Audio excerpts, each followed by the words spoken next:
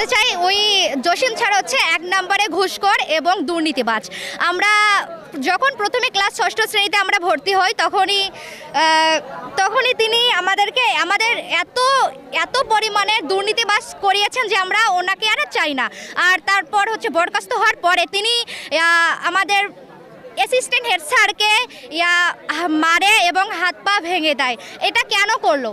তিনি বরখাস্ত হয়েছেন তো হোক, কেন তিনি এটা করলেন? হ্যাঁ, এটা হোক। তারপর এখন 6ষ্ঠ থেকে 9ম 10ম শ্রেণী এদেরকে দিয়েছেনি তো, এদেরকে হুমকি দিচ্ছে, বিভিন্ন ধরনের জবরদস্তি করতেছে যে আমি যাব স্কুলে, তোমাদের কত টাকা লাগবে সেটা আমি দেব তোমাদেরকে। আমি এক কথায় কি বলতে চাই, আমি যাব স্কুলে যেভাবেই হোক।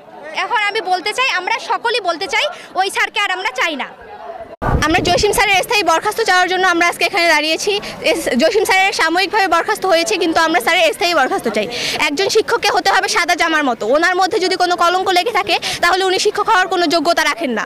উনি হচ্ছেন একজন ধূমপানকারী, উনি হচ্ছে অর্থলোপাট, উনি ঘুষখোর। উনি কিভাবে একজন শিক্ষক হতে পারে?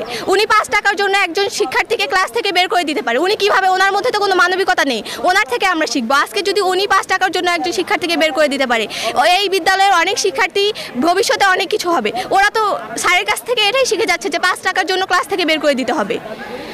তাহলে আমাদের বাংলাদেশের ভবিষ্যতে কি হবে?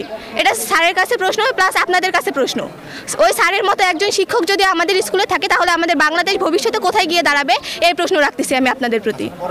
আমরা শিক্ষক মানুষ, আমরা আদর্শ শিক্ষক হতে চাই। কোনো দুর্নীতিবাজ শিক্ষক যেন আমাদেরকে প্রশাসন করতে না পারে। উনি ফিরে আসলে আমাদেরকে আবার জিম্মি করে ফেলবে, আবার একটা দুর্নীতির আখড়া হয়ে যাবে। তৎকালীন উনি আওয়ামী লীগের ইউনিয়ন সহসভাপতি ছিলেন, এর উপর ভর করে উনি সব অন্যায় কাজগুলো করেছেন। এখন দাবি ওনার তদন্তপূর্বক চূড়ান্ত বরখাস্ত যাচ্ছে, উনি যেন স্কুলে আসতে না পারে। যে স্থায়ী বরখাস্তকৃত যে প্রধান শিক্ষক অত্র বিদ্যালয়ের জনাব জসিম উদ্দিন, আমি তার স্থায়ী বরখাস্ত চাই। আর কেন চাই?